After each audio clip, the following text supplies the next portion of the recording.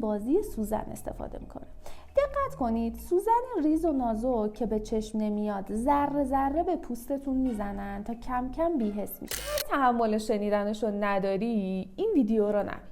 اما اگر واقعا میخوای هوشیار بشی تا آخر این ویدیو رو با دقت ببین.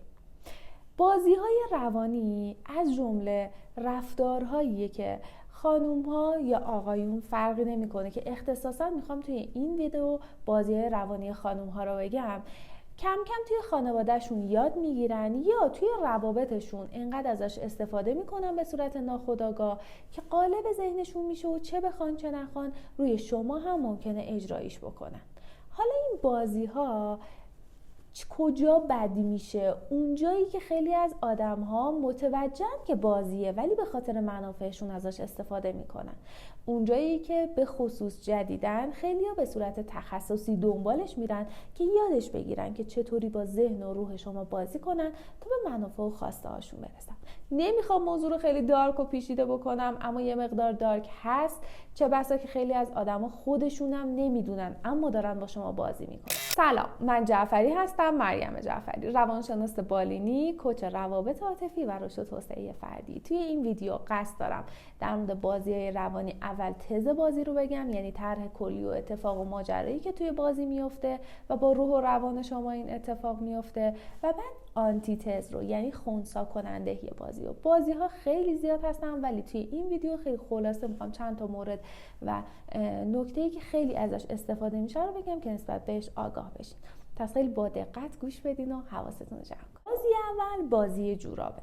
یعنی چی؟ یعنی اینکه این خانوم طوری به ظاهر خودش میرسه و طوری در ظاهر رفتار میکنه، چه از نظر زبان بدن چه از نظر اکت و رفتار با دیگران، که سعی میکنه که حالتی اغوا کننده داشته باشه و نظر دیگران رو به خودش جلب بکنه، یا اصلا حتی خودش رو توی محیط‌هایی قرار میده، توی شرایطی قرار میده که این موارد رو بیشتر تجربه کنه. برای چی؟ برای اینکه توی بازی جوراب به شما نشون بده که چقدر خواستنیه و چقدر طرفدار داره و چقدر آدم هست که میخوانش، به خصوص از طرف جنس مخالف. حالا این شما هستی که میفتی توی یک رقابت و یک نگرانی و توی این مرحله بازی بعدی رو شروع میکنه به ران کردن. بازی برنده شو و منو به دست بیار. حالا این تو هستی که باید کلی تلاش کنی، کلی اقدامات انجام بدی، هر کاری که دوست داره رو انجام بدی تا بتونی جذبش کنی، نظرش رو جلب بکنی و بین این همه رقیب به دستش بیاری. و باید بگم که اینجاست که بعد از یه مدت به خودت میای و با خودت میگی که دارم روی تردمیل میدوام، چرا من هر کاری میکنم به چشم نمیاد؟ همچنان رقیبهای زیادی هستن و همچنان کلی آدم دیگه بهتر از من هست و دارم باهاشون مقایسه میشم و انتخاب نمیشم، یا اگر انتخاب شدم هنوزم توی این رقابت هستم و مدام باید نگران باشم که قراره از دستش بدم، قراره که مال من نباشه، یا قراره رقیبای دیگه به دستش بیارن. پس اول بازی جورابو باهات شروع میکنه و بعد هم بازی برنده شو و منو به دست بیار. بریم سراغ بازی بعدی. بازی سیل و قطره چکان.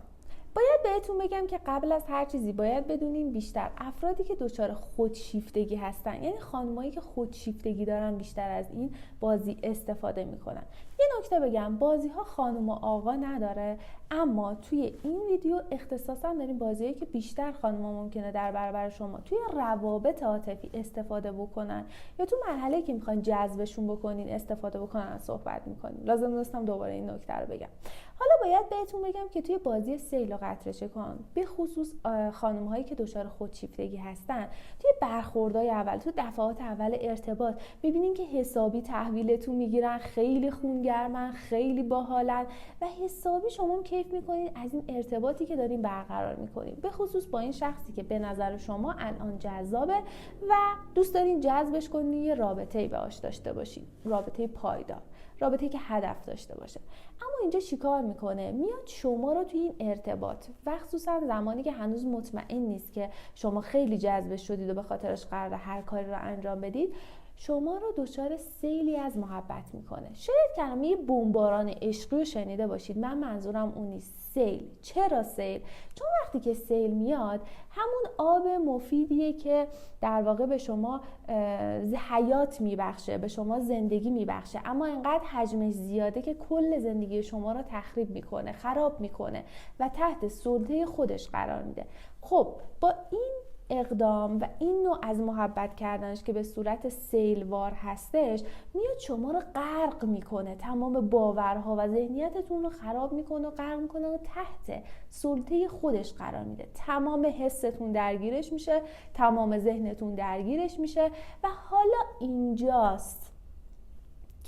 حالا که مطمئن شد این سیل اتفاق افتاده و شما تو مشتش قرار گرفتین، به اصطلاح میگم مثل موم تو دستشین، حالا اینجا میره رو مرحله قطره چکان. یعنی همون حسا رو به صورت قطره چکانی به شما میده. زمانهایی که کنارش هستید فقط بهتون محبت میکنه، دیگه کم و کم رنگ میشه محبتش زمانی که نیستید و شما رو جوری درگیر میکنه که حاضر بشید هر کاری بکنید برای اینکه دوباره اون حس رو به دست بیارید، هر کاری بکنید برای اینکه این خانوم رو به دست بیارید، هر اقدامی که لازمه رو انجام بدید، زمین و زمان رو به هم وصل کنید. خیلیاتون تو کوچینگایی که با من دارید روی این حالت هستید، توی این بازی درگیرید فقط برای اینکه به دستش بیارید. خانم جعفری من فقط یه بار دیگه به دستش بیارم. وقتی که کار میکنیم روی این موضوع، اوضاع و شرایطتون رو بهتر میکنیم و متوجه میشید یا این بازیه، خب اوضاعتون خیلی بهتر میشه. پس خیلی باید مواظبش باشید. به خصوص هشدار مهم، اگر که درگیر سندروم پسر خوب هستی که بالای 90% آقایون درگیرش هستن، به شدت توی این بازی و بازی‌های روانی دیگه میافتید. پس اجازه ندید این اتفاق بیفته. مدیریت احساس و افکارتون رو به دست بگیرید، به خودتون هوشیارتر باشید، سلف لاوتون رو ببرید بالا و آگاه‌تر عمل کنید. بریم که بازی روانی بعدی رو بهتون بگم. اگر تا اینجای ویدیو براتون مطالبی که گفتیم جالب و مفید بود، حتما لایک بکنید ویدیو رو که این ویدیو در اختیار بقیه هم قرار بگیره و بیشتر نسبت به این بازی ها آگاه بشین شما آقایون. و همچنین که اگرم تازه با کانال من آشنا شدید، دکمه سابسکرایب رو بزن که از بقیه آموزش ها استفاده کنید. نکته بعدی، اگر ویدیو بازی ها رو دوست دارین و دوست دارین بازی بیشتری رو بهتون معرفی کنم که آگاه بشین، کلمه بازی روانی 2 رو برام کامنت کنید. میخوام الان راجع به بازی دست خوندن براتون صحبت کنم. بازی دست خوندن چطوریه؟ دقیقاً مثل دستتون که خونده میشه توی بازی که به اصطلاح بهش میگیم بازی ورق. دقیقاً این خانم چی کار میکنه؟ میاد واکنش‌های مختلف شما رو در برابر رفتارهای مختلفی که باهاتون انجام میده میسنجه. یعنی میاد دقیقاً چه اوایل رابطه، چه هنوز وارد رابطه نشده، در هر صورت برای اینکه دستتون رو بخونه، رفتارها و واکنش‌های مختلف شما رو در برابر کارهایی که به عمد انجام میده یا غیر عمد انجام میده بررسی میکنه. ببین اینا همه ناخودآگاه اتفاق میفته. نمیخوام بگم که مثلا خانم‌ها همه کارآگاه خیلی خفن این کارو انجام میدن. نه، ناخودآگاه این کارو انجام میده، چون ناخودآگاه یاد گرفته و ناخودآگاه خیلی باهوشه، خودش همین اقدامات انجام میده، لازم نیست طرح‌ریزی بکنه. و این به این معنی نیست که حالا مثلا خانم‌ها آدمای نقشه بریز و بدجنسی هستن. نه، اینطوری نیست. ناخودآگاه اتفاق میفته. اصلا خیلی در اثر آسیب‌هاشون این کارو انجام میدن. نمیخوام وارد فاز قضاوتی و بدبینی بشین، میخوام فقط آگاه بشید. پس حواستون به این موضوع باشه. پس میاد دقیقاً با انجام یک سری کارها واکنش شما رو بررسی میکنه. به محض اینکه واکنش‌های شما رو متوجه شد، دست شما رو شده، دست شما رو خونده. حالا میدونه کجا غر میزنید، کجا عصبانی میشید، کجا نگران میشید و کجا چه عمل و اکتی رو انجام میدید. و دقیقاً به نسبت همون عمل و اکتی که دارید پیش بینی میکنه رفتارهای بعدیتون رو. پس بازی‌های بعدی رو میتونه باهاتون راه بندازه. مثل چه بازی؟ مثل بازی قربانی که جزء بازی بعدیه که الان میخوام بهتون بگم. پس باید حواستون باشه که افکار و احساساتتون کنترلش نیفته دست طرف مقابلتون، چه این آدم پارتنرتون باشه و چه طرف مقابلتون توی هر زمینه دیگه، اصلا همکار. اینجا بازی قربانی شروع میشه. تز بازی از اون لحظه شروع میشه که دیگه میدونه توی چه موقعیت هایی چه واکنش هایی دارید و با بازی دست خوندن کار خودش رو انجام داده. توی این بازی میاد دقیقاً رفتارهایی رو انجام میده به عمد یا به صورت ناخودآگاه و غیر عمد که میدونه باعث عصبانیت، ناراحتی و نارضایتی شما میشه.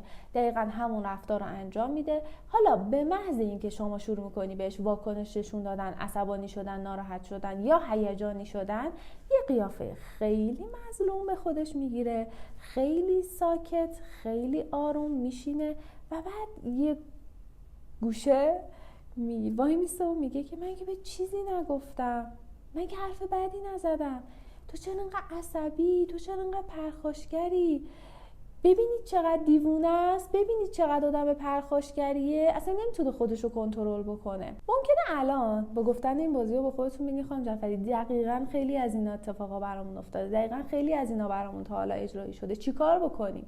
قدم اول آگاهی و هوشیاریه. بازی ها رو بشناسید. وقتی که میشناسید وارد بازی نشید. اولین آنتیتزی که خنثی کننده ای که در برابر این بازی روانی میتونید داشته باشید وارد بازی نشدنه. یعنی چی؟ یعنی اولین بازی رو میشناسی، میدونی داره این بازی رو باهات اجرایی میکنه، تو واردش نشو. احساسات و افکارتو مدیریتش رو دستش نده. مثل خیلی از کسایی که رو خودشون کار میکنن، هر کوچ دیگه‌ای که فکر میکنی کمکت میکنه، ما تو بحث سندرم پسر خوب سعی کردیم کمک بکنیم و خیلی اینو سعی کردن به دست بیارن و نتیجه بگیرن ازش که الان نتیجهش رو تو کانال تلگرامی گذاشتیم و اگر بخوایدم الان میتونیم یکی از نتایج رو ببینیم. اما میخوام بهتون بگم که از صدای خودشون بشنویم. اما میخوام بهتون بگم که احساسات و افکارتون اولین چیزیه که نباید دست دیگران بدید و مدیریتش کنید. اگر فکر میکنید ما میتونیم کمکتون بکنیم، حتما از سندرم پسر خوب استفاده کنید. اگر فکر میکنید کوچ دیگه، روانشناس دیگه میتونه کمکتون بکنه، حتما ازش استفاده بکنید. اینم آنتیتز اصلی دوره سندرم پسر خوب و این دوره فوق العاده بود برای من، به خاطر اینکه من از بچگی تمام رابطه من دچار مشکل بود و اصلا لجبازی میکردم یا ناسازگار بودم و هیچ وقت یه رابطه درست حسابی نداشتم و همیشه با خودم دیگران توی جنگ بودم. ولی تو این دوره نگرش من نسبت به ارتباط، خصوصا ارتباط جنس مخالف و اینکه من نمیتونستم جذب بشم چون همیشه یا کنترل میکردم یا میترسیدم از دست بدم یا اینکه طرد بشم. ولی تو این دوره خیلی به من کمک شد که از این نگاه دیگه به مسائل نگاه کنم و بتونم که اون قسمتی که میتونه کمک کنه رابطه من با دیگران نزدیک کنه، جذب کنه، نه اینکه من با اون دچار کنترل بشم. و اصلا نگرشم نسبت به آدمو تغییر کرد و یه سری عملکرد جدید برای من پیش رو قرار گرفت که این عملکردها به من کمک کرده و میکنه که من یه رابطه جدید ایجاد بکنم تا بتونم به اون خواسته‌ام برسم. بازی سوزنه، یعنی برای برآورده کردن خواسته هاش و تغییر شما به شکلی که خودش میخواد، یا نمیاد گور بر دم هجله بکشه و یه حرکت انتحاری بزنه با عصبانیت، یه حرکت رو براتون جا بندازه، بلکه میاد چیکار میکنه؟ میاد دقیقاً کم کم از این بازی سوزن استفاده میکنه. دقت کنید، سوزن ریز و نازک که به چشم نمیاد ذره ذره به پوستتون میزنن تا کم کم بی‌حس میشه و متوجهش نمیشید. درسته؟ مثل چی؟ مثل تتو زدن. شما متوجه نمیشید اما اون نقش و اثری که میخواد رو روی شما میذاره. دقیقاً مثل تتو و سوزن تتو. آنتیتز این بازی اینه که شما خودتون در جهت رشد و توسعه فردیتون اقدام بکنید و از این متخصص کمک بگیرید و اجازه ندید که دیگران در اثر آسیب‌هاشون طوری که خودشون دلشون میخواد رفتارهای شما رو تغییر بدن. تغییر کردن بد نیست، رشد کردن بد نیست.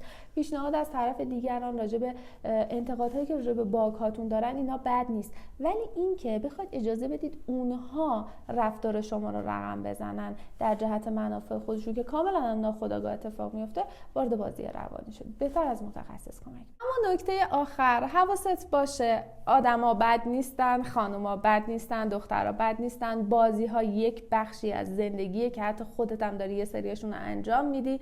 الان خودت اگر یه ریویو به رفتار خودت هم داشته باشی متوجه میشی که من خودم اصلا دارم این بازی رو انجام میدم. مهم اینه که نسبت به بازی ها آگاه باشی که اول از همه واردش نشی، اجازه ندی این بازی رو باهات انجام بدن و از آنتیتز استفاده کنی، روی افکار و ذهنت و دنیای درونیت مسلط باشی. دوم که خودت همین بازی ها رو انجام ندی. ببینید زمانی شما بیشتر وارد بازی میشین و اجازه میدین دیگران باهاتون بازی کنن که خودتون هم پر از بازی روانی باشید، که متاسفانه به خاطر آموزش هایی که افرادی که به اشتباه بهتون آموزش بازی روانی میدن برای اینکه روابط رو جلب بکنید و شما رو دقیقاً میندازن وسط روابط آسیبزا، به اشتباه فکر میکنید که بازی روانی خوبه. نه، بلکه اگر روابط پایدار و سالم میخواید بعد ازشون دوری کنین، حواستون باشه واردش نشین و ازشون استفاده نکنین. شما بگید کدوم یکی از این بازی روانی بیشتر باهاتون انجام شده و تجربهشو داشتید، یا اگر بازی روانی خاص دیگه ای به ذهنتون میرسه که باهاتون انجام شده، حتما برامون کامنت کنید و تجربتون رو به اشتراک بذارید.